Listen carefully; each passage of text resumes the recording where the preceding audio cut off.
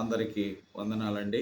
ప్రభు అయినటువంటి యేసుక్రీస్తు యొక్క కృప, సమాధానం మీ పైన, మీ పిల్లల పైన ఎల్లప్పుడూ ఉండును గాక. ఆమేన్.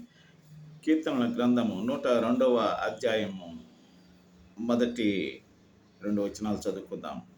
యెహోవా, నా ప్రార్థన ఆలకింపుము, నా మొర నీ యొద్దకు చేరనిమ్ము. కష్టదినమున నాకు విముఖుడవై ఉండకము. నాకు చెవి ఎగ్గి నేను మొరలిడు నాడు త్వరపడి నాకు ఉత్తరమిమ్ము. Hear my prayer, O Lord, let my cry come to you. Do not hide your face from me.